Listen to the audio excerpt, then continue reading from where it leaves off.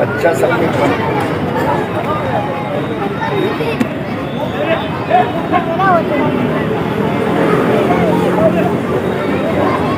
الحمد للہ رب العالمین والصلاة والسلام على سید الانبیاء والمرسلین وعلى آلہ واصحابہ اجمعین اما بعد اعوذ باللہ من الشیطان الرجیم بسم اللہ الرحمن الرحیم ان اريد الا الاصلاح ما استطعت وما توفیقی الا باللہ۔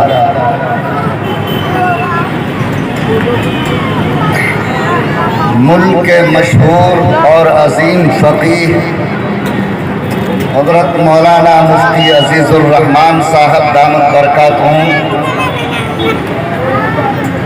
عالم ربانی حضرت قاری صادق صاحب مقدس اللہ العالی،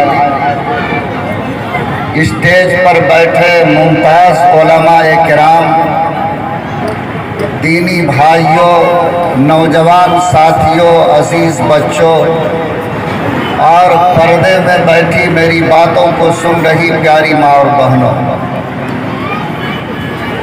گاڑیوں کے آنے جانے کی وجہ سے اور بچوں کے شور و غل کی وجہ سے مجمع میں سکون کا ماحول نہیں بن رہا ہے۔ بولنے والے کو بھی دشواری ہو رہی ہے اور شاید سننے والے کو بھی دشواری ہو رہی ہو۔ میں محترم مولانا غزالی صاحب سے درخواست کروں گا کہ ایک آدھ نوجوان کو کنارے میں لگائیں جو بچوں کو کم سے کم خاموش رہنے کی تلقین کریں۔ یہ نوجوان جو ہمارے موٹر سائیکل پر بیٹھے ہیں، آپ کرسی پر آ جائیں تو خوبصورت لگے گا دیکھنے میں۔ الحمدللہ۔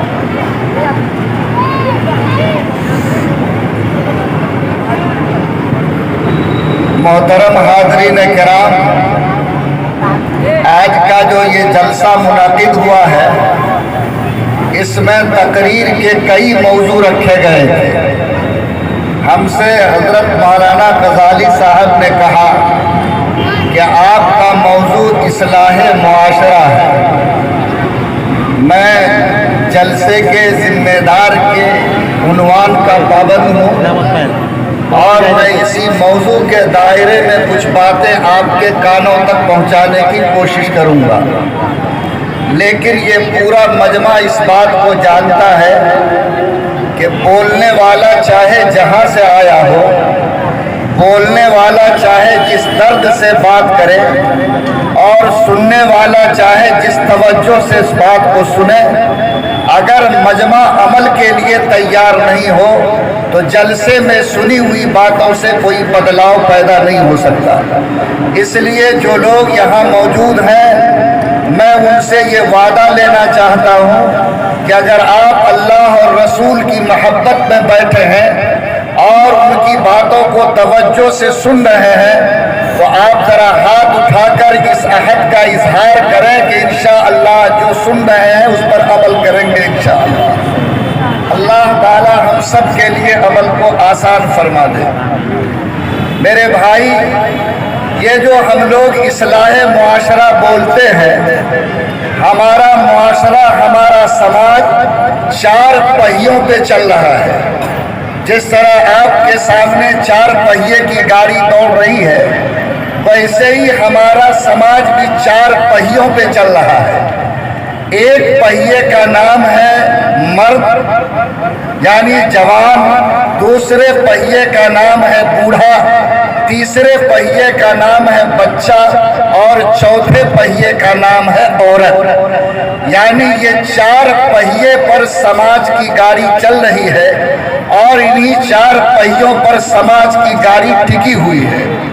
ہم لوگوں کا یہ عملی تجربہ ہے کہ چار پہیے والی گاڑی کو اگر سڑک پہ دوڑنا ہے تو چاروں پہیوں کا درست ہونا ضروری ہے۔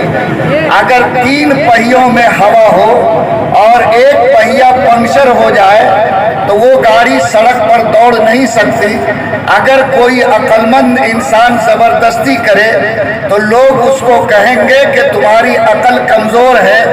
گاڑی اسی وقت سڑک پہ دوڑے گی جب چاروں پہیے میں کچھ نہ کچھ ہوا ہو اور چاروں پہیا ٹھیک اور درست ہو۔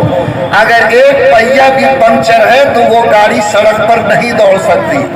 آج مولانا غزالی صاحب نے اصلاح معاشرہ کا موضوع رکھا ہے، تو میں آپ کے دماغ تک یہ بات پہنچا دینا چاہتا ہوں کہ اگر ہم اصلاح معاشرہ کی تمنا رکھتے ہیں تو ہمیں سماج کے ان چاروں پہیوں کو ٹھیک رکھنا ہوگا۔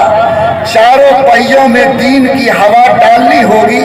اگر ایک پہیا بھی سماج کا پنکچر ہے تو ہمارا خواب سماج کے اصلاح کا پورا نہیں ہو سکتا ہے۔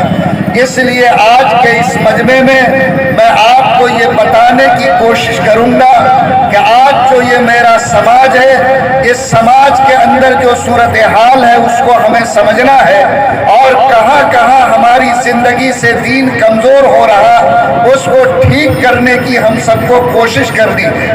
یہ جو سماج کا ایک پہیا ہے ہمارے سماج کے بچے، اس کے عنوان پہ تقریر ہو چکی ہے، اور آج کا جو جلسہ ہے مکتب کے تعلق سے وہ انہی بچوں کو دین پر کھڑا رکھنے کے لیے، دین سے جوڑ کر زندہ رکھنے کے لیے، ایمان پر قائم رکھنے کے لیے ایسے مکتب کا نظام قائم کیا گیا ہے، اور انہی بچوں کی زندگی کی صلاح کے لیے تقریریں ہوئی ہیں۔ میں آپ کے کان تک یہ آواز پہنچا دینا چاہتا کہ مسلمانوں، بچوں کا پیدا کرنا فرض نہیں ہے، لیکن جس بچے کو آپ کے گھر میں اللہ نے پیدا کیا اس بچے کو ایمان سکھانا، اس کو قرآن کا نور دینا ویسے ہی فرض ہے جیسے نماز پڑھنا اور روزہ رکھنا فرض ہے۔ اگر کسی کی اولاد علاج کے بغیر مر جاتی ہے تو وہ باپ خدا کی عدالت میں اتنا بڑا مجرم نہیں جتنا بڑا مجرم وہ باپ ہے جس کی اولاد ایمان کی روشنی سے محروم ہو کر دنیا سے جاتی ہے۔ اس لیے اگر آپ باشعور باپ ہیں، اگر آپ باذمہ دار گارجین ہیں، تو آج جو مکتب کے تعلق سے یہ جلسہ منعقد ہوا، آپ ضمیر کو جگا کر یہ فیصلہ کر کے جائیے کہ میرے گھر میں جو بیٹے اور بیٹی کی شکل میں اولاد موجود ہے، میں خدا کو گواہ بنا کر اس بات کا فیصلہ لیتا ہوں کہ میں آدھی روٹی کھا کے زندگی کاٹ سکتا ہوں، میں کسی چھپر کے مکان میں جی سکتا ہوں، میں کسی آخری درجے کی زندگی گزار کر اگر نوبت آئی تو بھیک مانگ سکتا ہوں، لیکن جو اللہ نے مجھے بیٹا اور بیٹی دیا، میں اپنی آنکھ کے سامنے اس کے قرآن کی تعلیم کا انتظام کیے بغیر چین اور سکون کی سانس نہیں لے سکتا۔ جو باپ اتنا ذمہ دار ہوگا، جو گارجین اتنا حساس ہوگا اور عملی طور پر اتنا مضبوط ہوگا، یقین مانو وہی بچوں کے مستقبل کو بچا سکے گا، اس کے ایمان کی حفاظت کر سکے گا اور اللہ کے یہاں جواب دہی سے بچ سکے گا۔ ورنہ قرآن میں اللہ نے آپ سے کہا، یا ایھا الذین آمنوا قوا انفسکم واہلیکم نارا، تمہارے ذمہ صرف اپنے کو جہنم کی آگ سے بچانا نہیں، بلکہ تمہاری جو اولاد اور تمہارے بچے ہیں، تمہارے گھر کے جو افراد ہیں، ان کو بھی جہنم کی آگ سے کیسے بچاؤ گے اس کی تدبیر کرنا تمہارے اوپر فرض ہے۔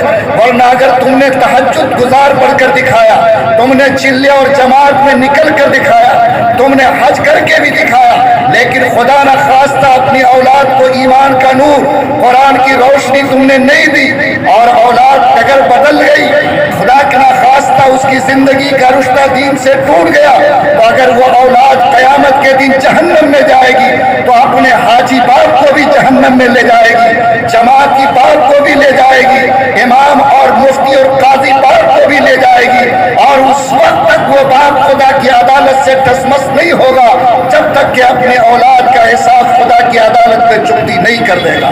اس لیے سارے لوگ یہ طے کر کے جائیں کہ جس کو اللہ نے بیٹا بیٹی کی نعمت دی ہے، بولو انشاءاللہ पूरी कुव्वत ईमानी के साथ उसके ईमान के बचाने और उसके कुरान के पढ़ाने का हम नस्ब करेंगे या नहीं करेंगे? बोलो इंशाअल्लाह। अल्लाह ताला आपकी हिम्मत को कबूल फरमाए, इन मकातिब को, इन मदरसों को आबाद रखिए और अपने ईमान की कुव्वत से ऐसे तौर पर उसको शादाब कीजिए कि आपके बच्चों को ईमान की रोशनी मिल सके।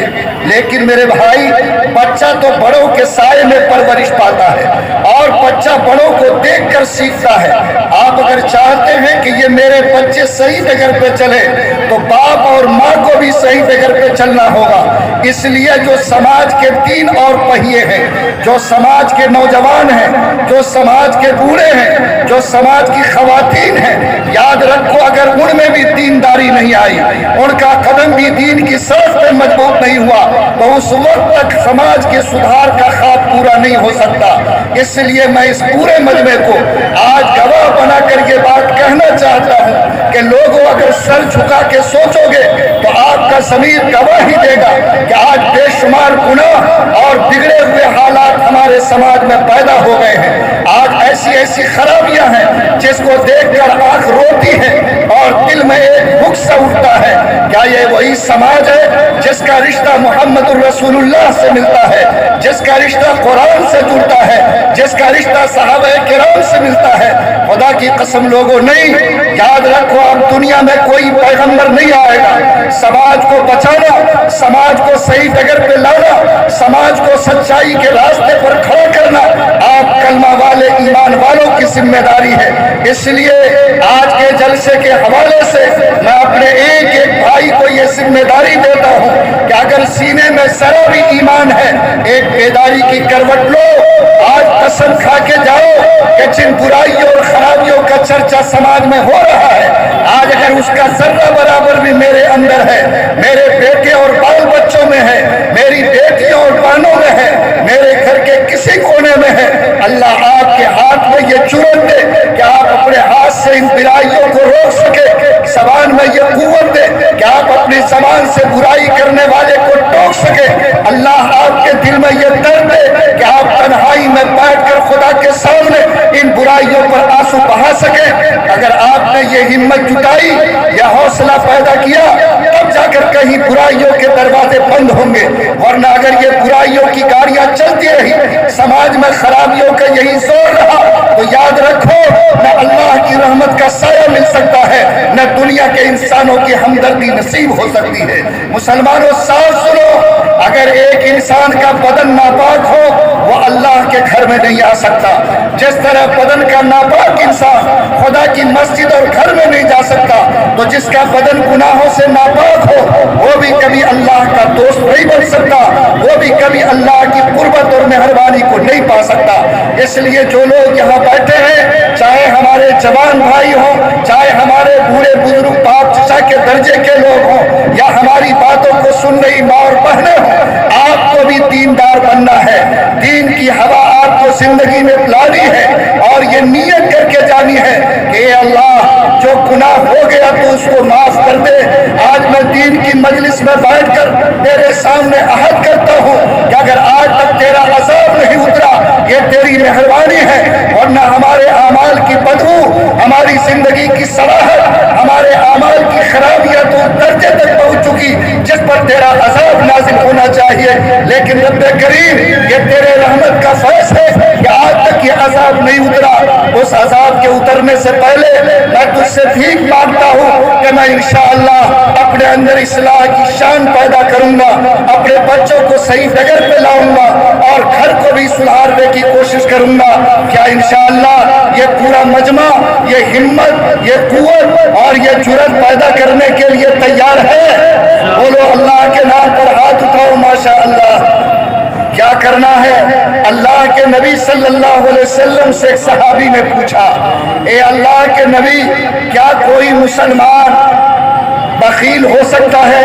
फरमाया हो सकता है। कंजूस हो सकता है? हो सकता है। कहा कि कम हिम्मत हो सकता है? कहा कि हो सकता है। उस सहाबी ने जुर्रत करके पूछा कि अल्लाह के नबी, क्या कोई मुसलमान झूठ बोल सकता है? अल्लाह के पैगंबर ने फरमाया कि मोमिन मोमिन झूठ नहीं बोल सकता है। लोगों, आज एक नबी के इस फरमान को दिल में जोड़ो कि नबी की ज़बान कहती है कि जो मोहम्मद का होगा, जो कलमे के साथ अपने को मुसलमान कहेगा, जो ईमान की डगर पे खड़ा होगा, पैगंबर फरमाते हैं वो सब कुछ हो सकता है लेकिन उसकी ज़बान झूठी नहीं हो सकती है। आज इस समाज में जरा खड़े होकर सोचो, आज 90% जिंदगी के मामला झूठ की डगर पे चल रहे हैं। आज चाहे बूढ़ा हो या जवान, आज चाहे समाज की माँ हो या बहने, आज छोटी छोटी चीजों के लिए झूठ बोलने में न उसकी ज़बान शर्माती है और न उसकी पेशानी पर शर्म की कोई लकीर आती है। हालांकि झूठ आपका रिश्ता नबी से काटता है, आपका रिश्ता कुरान से काटता है, आपका रिश्ता अल्लाह के दीन से काटता है। लोगों, कुरान ने हिदायत की, कुनू मअस-सादिकीन, सच्चों के साथ रहो, और फरमाया अला लानतुल्लाहि अलल काज़िबीन, कि जो इंसान और मुसलमान झूठ बोलता है उस पर अल्लाह की लानत उतरती है, खुदा के कहर की आग बरसती है, उस पर अल्लाह की फिटकार होती है।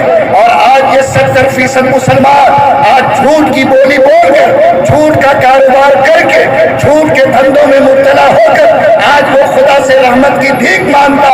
लोगों, मायूसी तो हाथ में आ सकती लेकिन झूठ पर कभी खुदा की रहमत का साया नहीं आ सकता। आज जो लोग इस मजमे में बैठे हो, अल्लाह आपके ईमान को ताज़ा करे।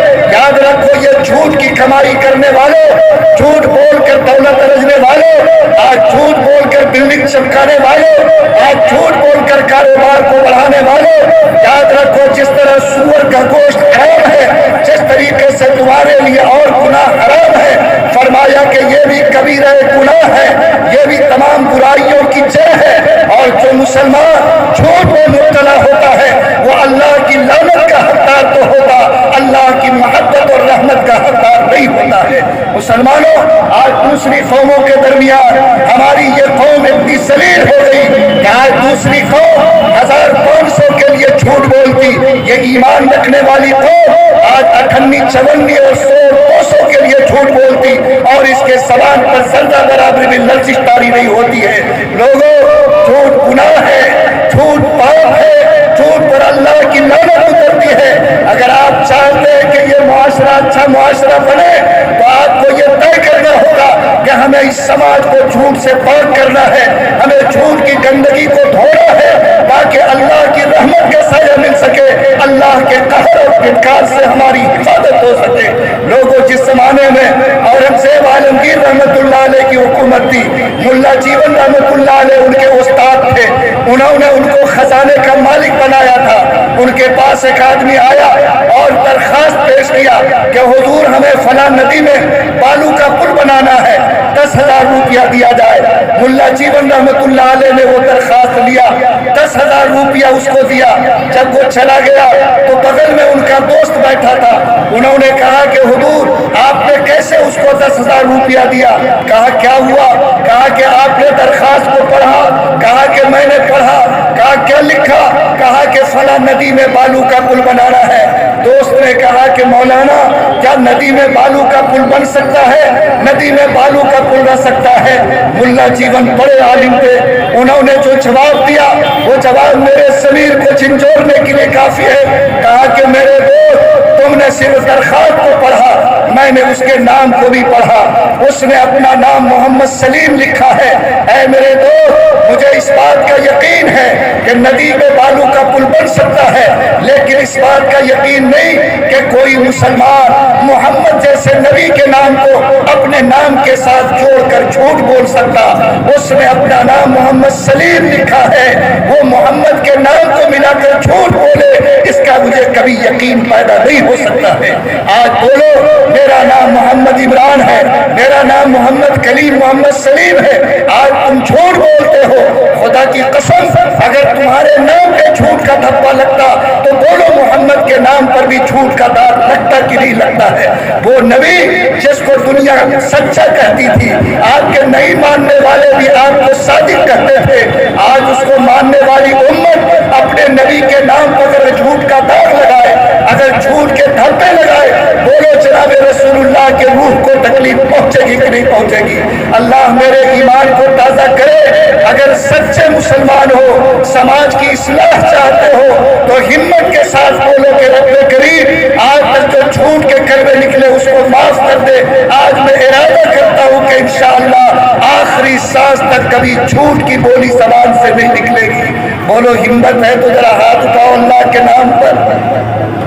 اللہ کے نبی صلی اللہ علیہ وسلم مدینے کے بازار میں گھوم رہے ہیں، آپ نے دیکھا کہ ایک آدمی گیہوں بیچ رہا ہے، اللہ کے نبی نے گیہوں کے ڈھیر میں ہاتھ مارا، نیچے سے گیلا گیہوں نکلا، نبی نے فرمایا کہ یہ کیا ماجرا ہے؟ صحابی نے کہا اللہ کے رسول یہ ڈھیر رات کو باہر رہ گیا تھا، اوس پڑی، اوپر کا حصہ گیلا ہو گیا، نیچے کا حصہ سوکھا تھا، میں نے بیچنے کے لیے اوپر والے کو نیچا اور نیچے والے کو اوپر کر دیا۔ اللہ کے نبی میں نے اس میں پانی نہیں ڈالا ہے۔ اللہ کے رسول کا چہرہ غصے سے لال ہو گیا، آپ نے کہا کہ یہ بھی دھوکہ ہے، یہ بھی دھوکہ ہے، یہ بھی دھوکہ ہے۔ اور جو اگلا جملہ نبی نے فرمایا وہ میرے ضمیر پہ چوٹ لگانے کے لیے کافی ہے، کہا کہ اے میرے صحابی سنو، من غش فلیس منا، جو مسلمان کسی کو دھوکہ دے وہ سب کچھ ہو سکتا ہے لیکن محمد کا نہیں ہو سکتا، محمد کا نہیں ہو سکتا، وہ میرا نہیں ہو سکتا ہے۔ لوگوں ایمانداری سے بچاؤ کہ آج سماج میں جھوٹ کے کیسے کاروبار چلتے ہیں۔ آج اوریجنل سامان کے ڈپلیکیٹ تیار کرنا، آج پپیتے کے بیج میں گول مرچ کے میں پپیتے کی بیج ملانا، معمولی معمولی چیزوں میں لوگوں کو دھوکہ دینا، لوگوں کو ٹھگنا، آنکھ میں دھول جھونکنا، اور ماشاءاللہ جس طرح کے گندے کاروبار سماج میں رائج ہے، اور پیسے کے نام پر، جیب بھرنے کے نام پر آج جیسی دھوکہ دڑی سماج میں ہے، خدا کی قسم کتنے دن کھاؤ گے حرام کا یہ پیسہ؟ کہاں لے جاؤ گے یہ پیسے جو تم نے دھوکہ دے کر کمائے ہیں؟ کفن میں تو جیب بھی نہیں ہوتی کہ قبر کی مٹی میں تم اس پیسے کو لے جا سکو گے۔ نوجوانوں، خدا تمہارے ایمان کی حفاظت فرمائے۔ اگر ایمان کا ذرہ برابر بھی رشتہ تمہارے سینے میں ہے، تمہارا خدا تم سے کہتا کہ تم سچے بنو، ایماندار بنو، دھوکہ دھڑی سے بچو، کسی کو غلط طور پر ورغلا کر، کسی کو غلط سانچے میں ڈال کر، کسی کو غلطی میں مبتلا کر کے اس کے آنکھ میں دھول جھونکنے کر کمائی کرنے سے بچو۔ تمہاری ایمانداری شان ہے، ایمانداری تمہاری پہچان ہے۔ تم اس محمد کی امت ہو جنہوں نے اس رات میں جس میں آپ کو مکہ چھوڑنا تھا ان دشمنوں کے مال کی حفاظت کی جو آپ کی جان کے دشمن بن کے کھڑے تھے۔ اس نبی کی امانت کا لحاظ رکھو، زمین پہ جیو، سوکھی روٹی کھا کے جینا پڑے، پھٹے ہوئے کپڑے میں رہنا پڑے، چھپر کے مکان میں جینا پڑے، لیکن نیت کرو کہ رب کریم جو حلال کمائی ہوگی ہم اس پر اکتفا کریں گے۔ ہم دھوکہ نہیں دے سکتے، ہم ٹھگی کا کاروبار نہیں کر سکتے، ہم کسی کو جھاکا دے کر غلط کام میں مبتلا نہیں ہو سکتے۔ اگر آپ نے یہ شان پیدا کی، خدا کی قسم دنیا آپ کی قدر کرے گی۔ اگر ایمانداری کا راستہ چھوڑو گے اللہ کی طرف سے وبال بھی آئے گا اور دنیا کے ترازو میں تمہارا وزن ہلکا بھی ہوگا۔ آج مسلمان نماز پہ محنت کرتے ہیں، روزے پہ محنت کرتے ہیں، حج پہ محنت کرتے ہیں، درود و طیات پہ محنت کرتے ہیں، اللہ مبارک کرے ضرور کرو، لیکن یاد رکھو تاریخ کے پڑھنے میں کہیں ایسا نہیں ملتا کہ کوئی شخص کسی کے نماز کو دیکھ کر ایمان لے آیا ہو، کوئی شخص کسی کے روزے کو دیکھ کر اسلام کی چوکھٹ پہ آیا ہو، لیکن ایمانداری کو دیکھ کر، دیانتداری کو دیکھ کر، سچائی کو دیکھ کر کروڑوں انسان نے اللہ کی چوکھٹ پر اپنی گردن جھکائی ہے۔ ایمانداری کا راستہ پکڑنے والوں کو آج کی تاریخ میں بھی دنیا عزت کے ساتھ دیکھنے کے لیے تیار ہے۔ لندن میں ایک امام صاحب مسجد میں نماز پڑھاتے تھے، ان کی زندگی کا معمول تھا کہ وہ ظہر کی نماز سے پہلے 11 بجے ایک بس سے مسجد جاتے تھے اور عشاء کی نماز پڑھ کر مسجد سے واپس لوٹتے تھے۔ لکھا ہے اس کے واقعے میں کہ وہ امام صاحب چونکہ ایک ہی بس سے جاتے تھے اور ایک ہی بس سے آتے تھے، اس لیے عام طور پر ایک ہی बस के कंडक्टर ड्राइवर से साफ का पड़ता था। मैं आपसे कह रहा हूँ, हजरत मुफ्ती साहब तशरीफ ला रहे हैं, आप लोग सुकून से बैठे और बातों को सुने। वो इमाम साहब जब बस पे सवार होते थे, निहायत सुकून के साथ बस पर बैठते थे, निगाह को नीचे रखते थे, कुछ जिक्र अस्कार आहिस्ता आहिस्ता करते थे। जब कोई बूढ़ा आ जाता सीट खाली कर देते, कोई खातून आ जाती जगह दे देते, बस का किराया भी पूरा देते थे। बस का कंडक्टर ईसाई था। इमाम साहब की ये तमाम अमाल उस ईसाई दिल नौजवान के दिल को छूने लगे कि ये तो नमूने का पैसेंजर है, आता है तो कितने सलीके से आता है, बैठता है कितने सलीके से बैठता, किराया भी सलीके से देता, कभी इसके आने जाने से कोई तकलीफ नहीं होती, ये तो नमूने का इंसान है। गोया इमाम साहब के वास्ते से इस्लाम की मोहब्बत उस कंडक्टर के दिल तक पहुंचनी शुरू हो गई। लेकिन वो कंडक्टर बोला कि अब तक तो मैंने इमाम साहब का ऊपर देखा था, जरा उसके अंदर को भी झांकना चाहिए कि अंदर में भी वैसा ही ईमान है या नहीं। चुनांचे एक दिन जब इमाम साहब ने किराए का पैसा दिया तो वो बेचारे बस के कंडक्टर ने लौटाना था 8 आने पैसे, तो 1 रुपया इमाम साहब को लौटाया। इमाम साहब ने पैसा गिना, देखा कि 8 आना पैसा ज्यादा है, दिल में आया कि भाड़े वगैरह में 8 आने का फर्क पड़ जाता है, जेब में रख लिया। लेकिन इमाम साहब कहते हैं थोड़ी दूर आगे चलने के बाद मेरे कल्ब में एक बेचैनी महसूस हुई, गोया मेरा दिल मुझको ठोकर देकर कहता है कि इमाम साहब चाहे मामला 8 आने का हो कि 100 का, अगर वो आपका नहीं तो वो पैसा आपको अपनी जेब में नहीं रखना चाहिए। इमाम साहब कहते हैं बस स्टॉप के आने से पहले मैंने अपनी मुट्ठी में वो पैसा लिया, उतरने से पहले कंडक्टर के हाथ में दिया और कहा कि तुमने ये पैसा मुझको ज्यादा दे दिया था, ये मेरा नहीं तुम्हारा है, इसको वापस कर लो। कंडक्टर ने वो पैसा ले लिया। इमाम साहब मस्जिद गए, जोहर की नमाज पढ़ाई, असर की नमाज पढ़ाई, मगरिब की नमाज पढ़ाई। मगरिब के बाद मुअज्जिन ने बताया कि एक शख्स मस्जिद के गेट पर आपका इंतजार कर रहा है। इमाम साहब मस्जिद के गेट पर आए, देखा तो वही ईसाई कंडक्टर वहां पे खड़ा है। इमाम साहब ने कहा कि कंडक्टर साहब कैसे आना हुआ? वो बेचारा आंख में आंसू लाकर मोहब्बत के साथ बोला कि इमाम साहब मैं आपसे कुछ मांगने नहीं बल्कि आपके हाथ पर मजहब इस्लाम कबूल करने आया हूँ। इमाम साहब मैं 1 महीने से आपके एक एक अमल को नोट कर रहा हूँ, आपके एक एक अमल ने मेरे दिल को छुआ, लेकिन मैंने आज आपके ईमान का आखिरी इम्तिहान लिया। मैंने 8 आना पैसा जो आपको ज्यादा दिया वो मैंने भूल कर नहीं बल्कि मैंने जानबूझ कर दिया था, और मैं ये जानना चाहता था कि दूसरे के 8 आने के बारे में आपका ईमान क्या कहता है। और जब आपने वो 8 आना मुझे लौटा दिया तो मेरे ज़मीर ने कहा कि जो मजहब किसी के 8 आने की बेईमानी को कबूल नहीं कर सकता, इस जमीन पर उससे अजीम कोई मजहब नहीं हो सकता।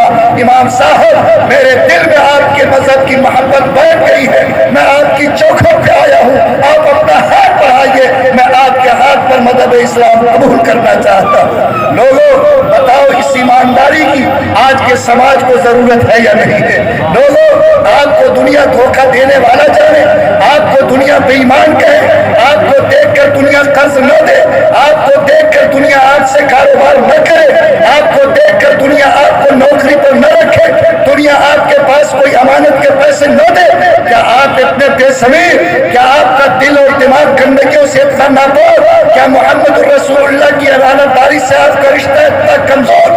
खुदा की कसम अगर यही जिंदगी का मेयार है तो ये काबिल लानत तो बन सकती है, काबिल रहमत कभी नहीं हो सकती है। मैं अपने नौजवानों से जो आजकल साइबर क्राइम के हंगामे में फंसे हैं, जो लोग कोई गलत धंधों में मुब्तला है, जो किसी दूसरे के साथ आंख में धूल चोट कर कारोबार करते, मुसलमानों खिलाने वाली साथ अल्लाह की है। जो अल्लाह माँ के पेट में 9 महीने आपको खिला सकता है, जो आपके लिए पैदाइश से पहले माँ के सीने में दूध का इंतजाम कर सकता है, वो अल्लाह बगैर धोखाधड़ी के, बगैर लूट के, बगैर किसी के आंख में धूल डाले हलाल कमाई से भी आपके पेट को भरने की ताकत रखता है। मुसलमानों अगर ईमान जिंदा है, अगर सीने में रसूल की मोहब्बत है, कुरान से निस्बत है, तो ये तय करो कि इंशाअल्लाह आज से हलाल रोटी खाएंगे, खुदा की कसम हराम रोटी के कभी करीब नहीं जाएंगे। लोगों बोलो क्या इंशाअल्लाह हम लोग हलाल रास्ते पर चलने के लिए तैयार हैं? ذرا ہاتھ اٹھائے تو تھوڑی میری بھی ہمت بڑھے گی. الحمدللہ. اللہ آپ کے سینے کے گرہ کو کھول دے. اللہ تعالیٰ آپ کے دل میں ایمان کے سانچے کو مضبوط کر دے. لوگوں میں آپ سے کیا عرض کروں, اللہ کے نبی بیٹھے ہیں اور ان کے سامنے ایک جوان خاتون لائی گئی. اللہ کے رسول صلی اللہ علیہ وسلم سے کہا گیا کہ یہ جوان خاتون نے چوری کی ہے اور اس کی چوری پکڑی گئی ہے, اس کے گواہ بھی موجود ہیں. اللہ کے نبی نے فرمایا کہ قرآن کا حکم ہے کہ ایسے چورنی کے ہاتھ کو کاٹ ڈالو. بعض صحابی کے دل میں ترس آیا, انہوں نے منصوبہ بنایا اور جا کر اللہ کے نبی کے آواز پہنچائی کہ اللہ کے نبی, ہم لوگوں کی رائے یہ تھی کہ اگر آپ اس چورنی کو معاف کر دیتے, اس کا ہاتھ نہیں کاٹتے تو بڑی مہربانی ہوتی. لوگوں, قربان جاؤ اس نبی کی ساتھ پر, آپ کا چہرہ غصے سے لال ہو گیا. آپ نے کہا خبردار, ایک چورنی کی سفارش کرنے تم میرے پاس آئے ہو. مسلمانوں, میرے ساتھیوں سنو, یہ تو دوسرے کی بیٹی ہے. لو ان فاطمہ بنت محمد سرقت لقطعت یدہا. میں تمہیں صاف کہتا ہوں کہ اگر میری بیٹی فاطمہ بھی چوری کرتی تو چوری اتنا بڑا جرم ہے کہ میں اس کا ہاتھ کاٹنے سے بھی رک نہیں سکتا تھا. لوگوں, آج سماج میں چوری کا رواج, آج سماج میں ڈاکے کا رواج, کسی کے آنکھ کو چھپکتے کسی کا سامان اٹھا لینے کا مزاج. یاد رکھو, یہ چوری جرم ہے, اتنا سنگین جرم ہے کہ قرآن نے صراحت کے ساتھ کہا کہ اگر کسی کی چوری ثابت ہو جائے تو وہ اسلام میں اتنا بڑا مجرم ہے کہ اس کے ہاتھ کاٹے جائے تاکہ اس ہاتھ سے دوبارہ وہ اس عمل کی جرأت اور ہمت نہ کر سکے. لیکن میں اپنے نوجوانوں کو خدا کی یاد دلاتا ہوں, محمد کا واسطہ دیتا ہوں, صحابہ کرام کی نسبت یاد دلاتا ہوں کہ نوجوانوں, کیا تمہاری پہچان ایک چور کی حیثیت سے ہو؟ کیا دنیا تمہارے پر چور کی نسبت لگائے؟ کبھی اپنے ضمیر کو جگانا. آج اگر میرے نبی کو کوئی چور کہے, ہم اس کا جبڑا توڑیں گے, ہمارے ہاتھ میں جتنی قوت ہے اس کا مقابلہ کریں گے.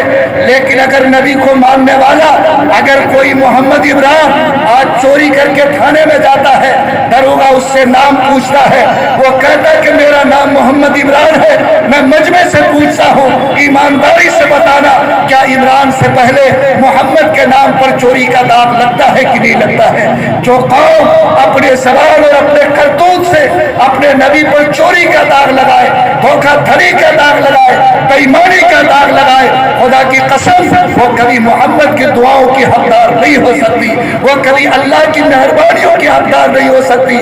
ضمیر کو پاک کرو اور سنو, اگر تم نے 500 روپے کا کرتا سلایا, 5 روپیہ حرام کا لگایا, جب تک وہ کرتا بدن پہ ہے تمہاری کوئی عبادت خدا کے یہاں مقبول نہیں ہو سکتی ہے. پاک کرو اپنے بدن کو, پاک کرو اپنے کپڑوں کو, پاک کرو اپنے رزق کو, پاک کرو اپنے گھر کے سامانوں کو, اور یہ طے کرو کہ میرا نبی ٹاٹ پہ سو کے زندگی کاٹ کے گیا, ہم مخمل پہ نہیں سوئیں گے, کھجور کے تکیوں کے سائے میں زندگی کاٹ لیں گے. موقع ملا, اللہ کے پیغمبر اگر کھجور کے چھچوں کے سائے میں زندگی گزار کے گئے, میں بھی ایسے سائے میں زندگی گزار لوں گا, فاقہ کر لوں گا. لیکن حرام خوری, چوری, کسی کے مال کا لوٹ, کسی کے مال پر غلط ہاتھ ڈال کر اپنے ضمیر کو گندا, اپنے ایمان کو داغدار اور اپنے نبی کی ذات کو میں رسوا نہیں کروں گا. بولو, اللہ تعالیٰ میرے سینے میں ایمان کی قوت دے تو اس سماج کو چوری سے بھی پاک ہونا چاہیے کہ نہیں ہونا چاہیے. میں آپ سے کون کون سا درد بیان کروں. جمعہ کا دن ہے, 11:30 بج رہا ہے, میرے پاس فون آیا مسجد میں نے سوچا کہ جمعہ کا دن ہے, لوگ جمعہ کا مسئلہ پوچھتے ہوں گے. میں نے اس مسئلے کو جاننا چاہا, میں نے پوچھا کہ کیا بات ہے. آواز آئی, مفتی صاحب ایک طلاق کا مسئلہ پوچھنا ہے. میں نے کہا کیا طلاق کا مسئلہ؟ کہا کہ میرا ایک بھتیجا ہے جو 2-3 سال سے کھاتا پیتا ہے. کھاتا پیتا کا مطلب آپ سمجھا, روٹی چاول نہیں, دارو پیتا ہے, نشہ کرتا ہے, بھانگ پیتا ہے, نشے کے انجیکشن لیتا ہے, وہ اپنے کوریکس کی شیشی میں ڈوبا رہتا.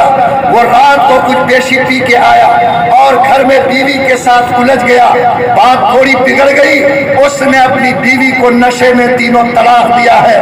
مفتی صاحب بتائیے, اس کی بیوی کی عمر 30 سال کی ہے, اس کی گود میں 2 معصوم بچہ ہے. آپ بتائیے کہ اس کی بیوی کو دوبارہ پلٹانے کا کیا راستہ ہوگا؟ میں نے کہا کہ جتیانے کا راستہ پوچھو تو ہم کو معلوم ہے، لیکن ایسے نشہ خور کے لیے پلٹانے کی کیا بات کرتے ہو؟ مسلمانوں، کبھی نظر جھکا کر کے سوچنا، کتنی قیمت ہوگی ایک گلاس شراب کی، لیکن اگر ایک گلاس شراب کی وجہ سے آج 30 سال کی بیٹی کی زندگی اجڑتی ہے، آج اگر دو بچوں کے سر سے ماں کا سایہ چھنتا ہے، وہ باپ جس نے 20 سال تک بیٹی کو پال کر جوان کیا، رات دن کی مشقت سے کما کر اس کی شادی کرائی، آج جب اس کی بیٹی کی زندگی اجڑے گی، اندازہ کرو کہ اس کے ماں اور باپ کے دل کو کیسی چوٹ لگے گی۔ آج یہ نشہ، آج یہ شراب، آج یہ کالج، آج یہ گانجا اور کھور سماج کے 80% نوجوانوں کی عادت ہو گئی ہے۔ اور مجھے کہنے کی ہمت دو، ابھی میں ایک جگہ ارریہ ضلع میں اجلاس کروا رہا تھا، اس اسکول کا میں نے صفائی کروائی، مجھے حیرت ہوئی، چاروں طرف مسلمانوں کی آبادی ہے، مجھے 2500 سے زیادہ سرنج ملے، جس سرنج کے ذریعے سے نشے کا انجیکشن مسلم نوجوانوں نے لیا تھا۔ لوگوں، کیا یہ سماج اتنا زیادہ بے زمین، اس کی حیا اتنی زیادہ ختم، اس کا دل اتنا مردہ ہو گیا؟ وہ شراب جس کو قرآن نے سور کے پیشاب کے برابر قرار دیا، قرآن نے سور کے خون کے برابر قرار دیا، قرآن نے سور کے گوشت کے برابر قرار دیا، فرمایا کہ اگر کوئی شخص شراب کے حلق سے نیچے لاتا ہے، اس کے گھونٹ پیتا ہے، بدن میں اس کا نشہ اتارتا ہے، تو جیسے ہی وہ بدن کے اندر جاتا، اللہ اس کے ایمان کو سینے سے سلب کر لیتا ہے۔ بولو، جو انسان نشہ کی وجہ سے ایمان کے نور کو کھو دے، جو آج جس کی وجہ سے 30 سال کی بیٹی بیوہ ہو جائے، دو بچوں کے سر سے ماں کا سایہ اٹھائے، بولو اس زمین پر خدا کے قہر کی آگ برسے گی کہ نہیں برسے گی؟ نوجوانوں، میں آپ کو اللہ کا واسطہ دیتا ہوں، میں سماج کے ایک نوجوان کا ہاتھ پکڑتا ہوں، میں ان سے بھیک مانگتا ہوں، بچا لو اس سماج کی ڈوبتی نیا کو۔ اب دنیا میں کوئی پیغمبر نہیں آئے گا، اگر تم نے نشہ خوری کی، اگر تم نے نشہ کی وجہ سے سماج کو تباہ کیا، اگر تم نے زمین پر نشہ کر کے محمد کے دین کو رسوا کیا، تم بھی ڈوبو گے، اور خدا کی قسم اللہ کے تار سے زمین پر ہم محفوظ نہیں رہ سکیں گے۔ کلکتے میں ایک 17 سال کی جوان بیٹی اپنے ماں کا ہاتھ پکڑ کے آئی، میرے قاضی کے سامنے بلک بلک کے رونے لگی۔ قاضی نے پوچھا کہ بیٹی کیا ہوا؟ کہا کہ قاضی صاحب، رات میرا باپ شراب پی کے گھر میں آیا، وہ نشے میں جھوم رہا تھا، میں اپنے کمرے میں تھی، میری ماں اپنے کمرے میں تھی، میرے نشہ خور باپ کو اس بات کی تمیز نہیں رہی کہ یہ بیٹی کا کمرہ ہے کہ بیوی کا، وہ میرے کمرے میں داخل ہوا، نشے کی حالت میں اس نے میرے ساتھ وہ سلوک کیا جو کوئی شوہر اپنی بیوی کے ساتھ کرتا۔ مفتی صاحب، جس باپ کے خون سے میں پیدا ہوئی، رات اسی باپ نے نشے میں میرے عزت کو لوٹ لیا ہے، آپ بتائیے کہ میری زندگی کا کیا ہوگا، میرے باپ کے نکاح کا کیا ہوگا؟ مسلمانوں، کیا وہ نشہ جو انسان کو کتے سے زیادہ سلیم، بندر سے زیادہ بے ضمیر بنا دے، کیا یہ نشہ سماج میں چلے گا؟ ہم آنکھ کھول کر اس کو دیکھیں گے۔ غیرت کو جگاؤ، ایمان کو جوش میں لاؤ۔ سنو، جو انسان نشہ کا عادی ہو کر مرے گا، نبی فرماتے ہیں وہ اللہ کی جنت کا منہ تک نہیں دیکھ سکے گا۔ فرمایا کہ رمضان کی راتیں بڑی مبارک ہیں، شب قدر میں دعائیں قبول ہوتی، نشہ خور ہاتھ اٹھاتا ہے، اللہ اس مبارک ہاتھ میں اس کی دعا کو قبول نہیں فرماتے ہیں۔ آج جو میرے بھائی جوان ہیں، میرے سماج کے بوڑھے بزرگ ہیں، میرے علماء ہیں، میں ان کو ذمہ داری دیتا ہوں کہ آج جو یہ 70% نوجوانوں کا طبقہ نشہ خوری میں مبتلا ہے، 12 سال کا بچہ سگریٹ ڈھونڈ رہا ہے، آج نشہ خوری میں مبتلا، گٹکا کھاتا، کیا کیا ناپاکیاں زبان پر لیتا ہے، آج سڑک کے کنارے گلیوں میں بیٹھ کر جو تماشا ہوگا دیکھ کر انسانیت کا سر شرم سے جھک جاتا ہے۔ لوگوں، میں آپ سے بھیک مانگتا ہوں، میں آپ سے گزارش کرتا ہوں، اگر بچانا ہے اس سماج کو، قوت ایمانی کے ساتھ بیدار ہو اور طے کرو کہ انشاءاللہ ہم پوری ایمانی طاقت کے ساتھ اس سماج کو نشہ سے بچانے کی ہم کوشش کریں گے۔ بولو اللہ ہمت دے، ذرا ہاتھ اٹھاؤ کہ انشاءاللہ نشہ سے پاک سماج بنے گا۔ اللہ آپ کے ضمیر کو قبول فرمائے۔ لوگوں، آج حالات اتنے بدتر ہیں کہ آج 80% طلاق کا معاملہ نشہ کی وجہ سے پیدا ہوا ہے، اور یہ نشہ نے سماج کی بیٹیوں کی زندگی کو تباہ کر دیا۔ مسلمانوں، کیا یہ بیوی لیکھو پھینکو پین ہے؟ جب چاہا اس کو لیا، جب چاہا اس کو گھر سے باہر کر دیا۔ یہ کوئی پیر کی جوتی نہیں کہ مرضی سے خریدو مرضی سے پھینک دو۔ یاد رکھو، یہ اللہ کی نعمت ہے، یہ کسی کے گھر کی امانت ہے جو تمہارے گھر میں آئی ہے۔ آج نشہ خوری کی وجہ سے ان بیٹیوں کی زندگی کو اجاڑنا، ان بیٹیوں کے سہاگ کو لوٹ لینا، ان بیٹیوں کے عزت کے ساتھ کھیلنا، ان کو تباہی کے کگار پہ پہنچانا، یہ تمہاری شان نہیں، یہ کسی غیر ایمان کی پہچان تو ہو سکتی، ایمان والی امت کی شان اور ایمان والی امت کا طریقہ نہیں ہو سکتا۔ اللہ ہم سب کی زندگی کی حفاظت فرمائے۔ آپ نے ہاتھ اٹھایا ہے، میرا یقین ہے کہ آپ ہاتھ اٹھانے کی لاج رکھیں گے اور انشاءاللہ سماج کو اس گندگی سے بچانے کی ہم لوگ کوشش کریں گے۔ آپ سے میں کیا کہوں، آج ماں باپ کی کتنی عظمت ہے اور ماں باپ کو کتنا بڑا مقام سماج میں ملا ہے۔ اللہ نے کہا کہ میرے بعد اگر لائق تعظیم ہے، تمہارے ماں اور باپ ہے، ان کی خدمت کرو، ان کے پیر کے نیچے جنت کو تلاش کرو۔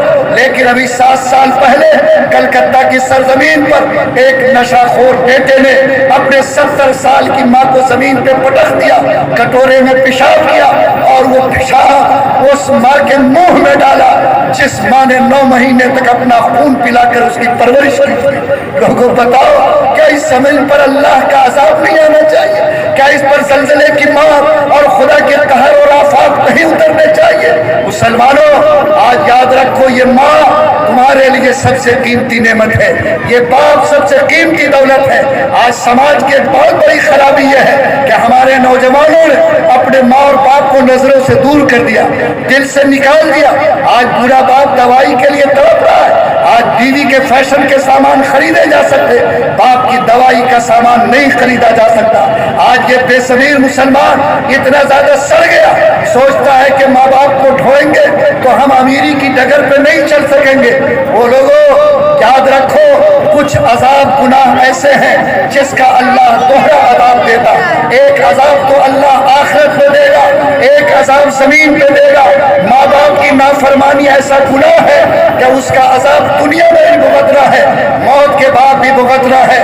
نوجوانوں، جس کو اللہ نے ماں باپ کا سایہ دیا، میری بات کو یاد رکھنا، تم چاہے دولت کتنا کما لو، چاہے تم ترقی کتنا کر جاؤ، اگر تم نے ماں کا دل توڑا ہے، باپ کے آنکھ میں آنسو لایا ہے، اگر تم نے باپ کو رنج پہنچایا ہے، تو میں خدا کی قسم کھا کر کہتا کہ تم کو سب کچھ نصیب ہو سکتا، لیکن عزت کی موت تم کو نصیب نہیں ہو سکتی ہے۔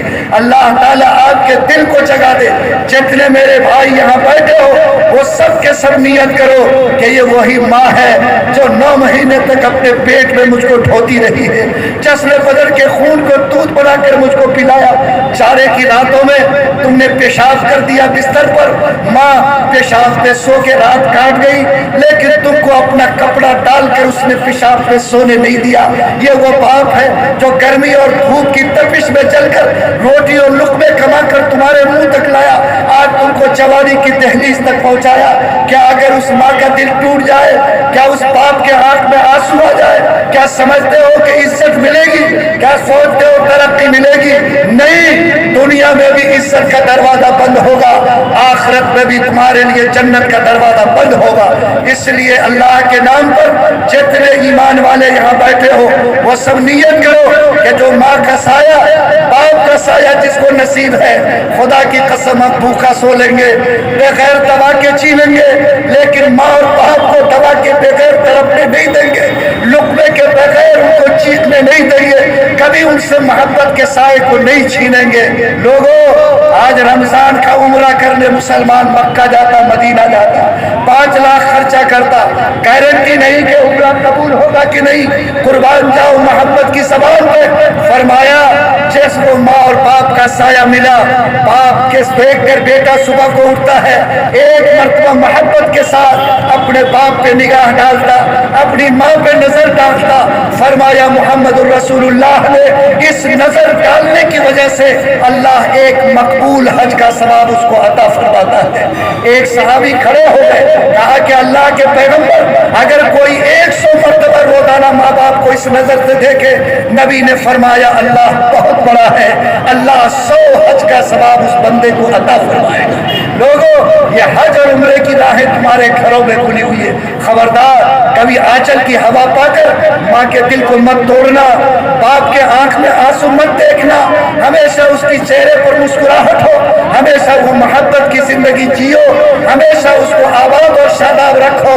اگر تم نے یہ سیکھا اور یہ تم نے کام کیا تو آج سماج میں بہت بڑی بیماری جو ماں باپ کو دکھ پہنچانے کی ہے، تکلیف پہنچانے کی ہے، ماں باپ کو گھروں سے باہر کرنے کی ہے، لوگوں آج یہ بیماری سماج میں بڑھ رہی ہے، اس کو روکو۔ آج کل جو لوگ نئے پڑھے لکھے ہیں تو سرکار نے بھی بوڑھوں کے لیے گھر بنانا شروع کیا ہے، اور آج ماشاءاللہ یہ مسلمان بیٹے کو پڑھا کے وہاں تک پہنچایا، اس پل سے بھی اوپر کر دیا اور کہا کہ میں نے ہائی کوالیفائڈ بنایا۔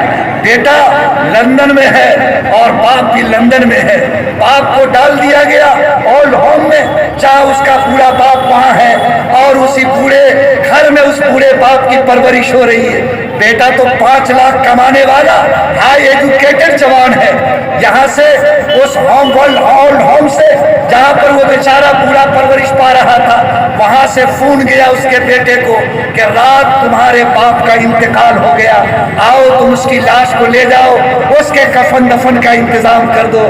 بیٹے نے کہا کہ اس مینیجر صاحب میں تو کل بڑا بیزی ہوں، میرے ساتھ ایک ارجنٹ انگیجمنٹ میرا ہو گیا ہے، اس لیے میں تو آ نہیں سکتا، آپ یہ بتائیے کہ اس کو کفنانے دفنانے میں کتنا خرچ ہوگا، میں آن لائن آپ کو پیسہ بھیج دیتا ہوں، آپ اس کے کفنانے اور دفنانے کا انتظام کر دو۔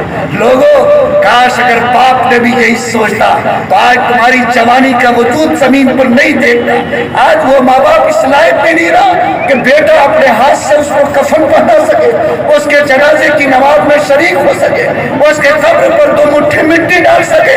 ایسی بے ضمیر اولاد کو جنم دینے والا باپ خدا کی قسم وہ بھی مجرم ہے، اور جس بیٹے نے ایسا رویہ اختیار کیا وہ دنیا میں بھی مجرم ہے اور اللہ کی عدالت میں تو معافی نہیں، اس لیے کہ جنت کا دروازہ باپ کے پیر سے گزرتا ہے اور جنت ماں کے قدموں میں جا کر کھلتی ہے۔ لوگوں، اللہ میرے ضمیر کو زندہ کرے، طے کرو انشاءاللہ کہ جس کو بھی ماں باپ کا سایہ ملا ہے آخری سانس تک اس ماں باپ کی خدمت کر کے اللہ کو راضی کرنے اور جنت تک پہنچنے کا وہ بندہ ضرور انتظام کرے گا۔ آج حالات سماج میں ایسے بگڑ گئے کہ یہ جو میرا نوجوان ہے ان کی زندگی کے رویے اتنے غلط ہو گئے، دیکھ کر شرم آتی ہے۔ آج بولو، اگر محمد کو مانتے ہو، محمد کی زبان نے کہا کہ جتنے تم ایمان کے کام کرتے ہو سارے ایمان کا کام آدھا ایمان ہے اور پاک رہ کے زندگی گزارنا آدھا ایمان ہے۔ لوگوں بتاؤ کہ آج ہمارے سماج میں کئی فیصد لوگ ہیں جو آدھے ایمان کی حفاظت کرتا، جینس پینٹ پہنا، سڑک کے کنارے فل پینٹ کا چین کھولا، نہ پانی لیا، نہ بیٹھ کر نبی کی سنت کو بچایا، پورے وجود کو آج گندگی کی ناپاکی میں ملوث کرتا ہے۔ کیا یہ تمہارا ایمان ہے؟ اس قوم کا کون ذمہ دار ہوگا جس کا وجود آج آدھے ایمان کو بھی سنبھالنے کے قابل نہیں ہو؟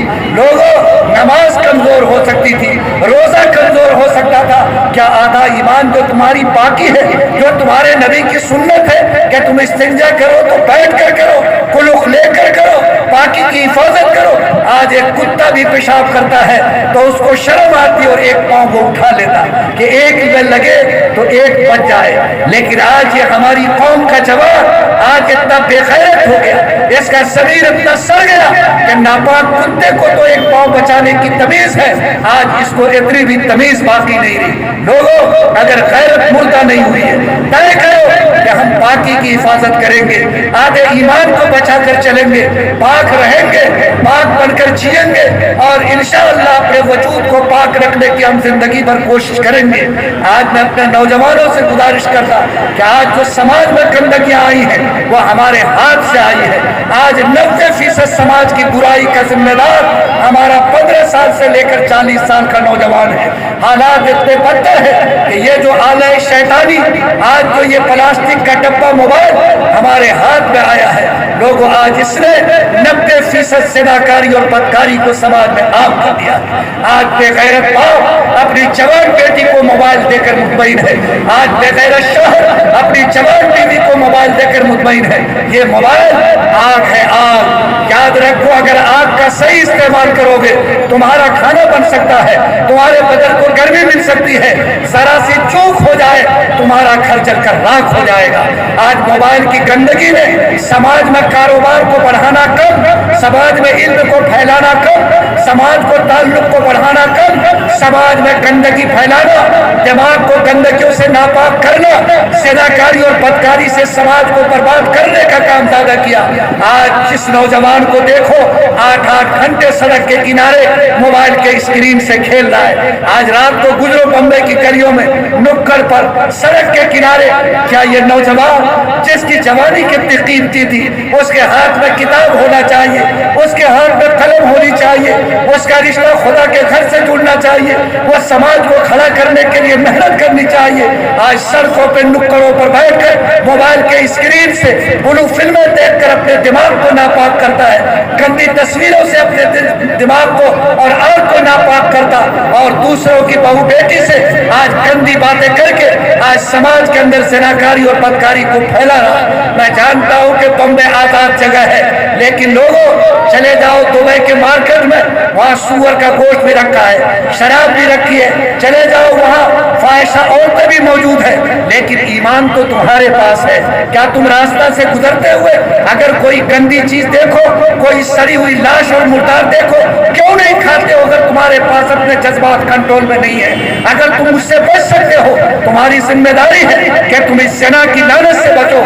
याद रखो, किसी की बेटी की इज्जत पर हाथ डालना, किसी की बेटी की इज्जत लूटना, किसी के साथ गंदा खेल खेलना, ये तुम्हारा मजहब, तुम्हारा दीन, तुम्हारा नबी कभी इसकी इजाजत नहीं दे सकता। आका बैठे हुए हैं, एक 20 साल का नौजवान आता है, आका के सामने खड़ा होता है, कहता है मोहम्मद रसूलुल्लाह, मैं आपका कलमा पढ़कर मुसलमान हुआ हूँ, लेकिन मैं आपसे गुनाह की इजाजत मांगता हूँ। आका ने फरमाया कि कौन सा गुनाह? कहा कि मुझे बदकारी करने की आदत है, मैं सारा नेकी का काम करूंगा, लेकिन मैं ज़िना के गुनाह से बच नहीं सकता, बदकारी की लानत मुझे ऐसा चस्का लग गया, मैं उससे रुक नहीं सकता। आका के आंख में आंसू आ गए।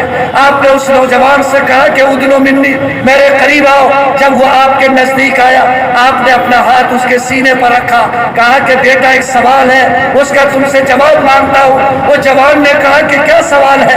कहा कि ये बताओ, अगर एक औरत तुम्हारे सामने आए जो सर से लेकर पैर तक पर्दे में हो और तुम उसके साथ गुनाह करना चाहो, वो चेहरा खोले तो तुम्हारी माँ हो, तो बताओ तुम्हारे दिल की क्या आवाज होगी? वो नौजवान तड़प गया, कहा अल्लाह के पैगंबर, अपनी माँ के साथ कौन मुंह काला करेगा? कहा अगर वो तेरी बहन हो, कहा उसके साथ भी जुर्रत नहीं कर सकता।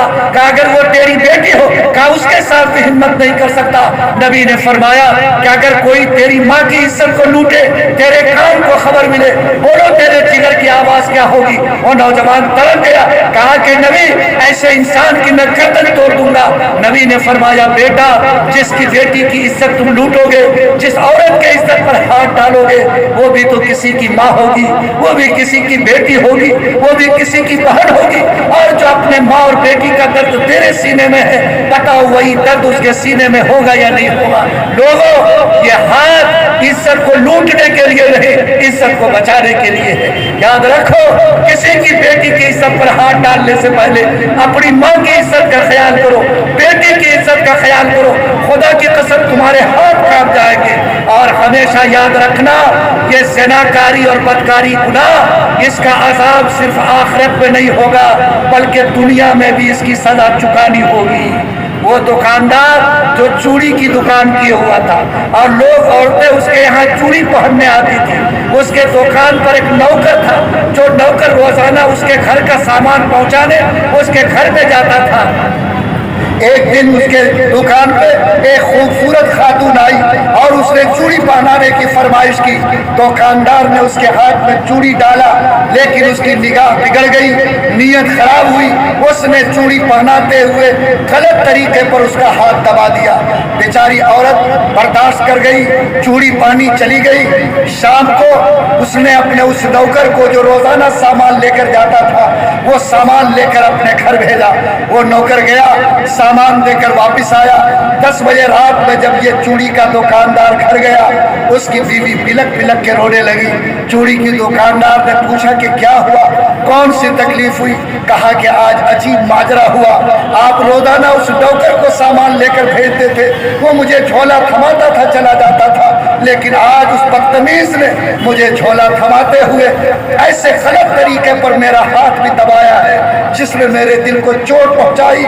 اس کی بدتمیزی سے مجھے دکھ ہوا ہے، اس نے شہوت کے ساتھ میرے ہاتھ کو دبایا، اس وقت سے میرے آنکھ سے آنسو چھوٹی نہیں۔ لوگوں، دوسرے کی عزت کو لوٹنے والوں، دوسرے کی عزت سے کھلواڑ کرنے والوں کبھی مطمئن نہیں ہوگا کہ ڈاکہ تمہارے اوپر بھی پڑ سکتا ہے۔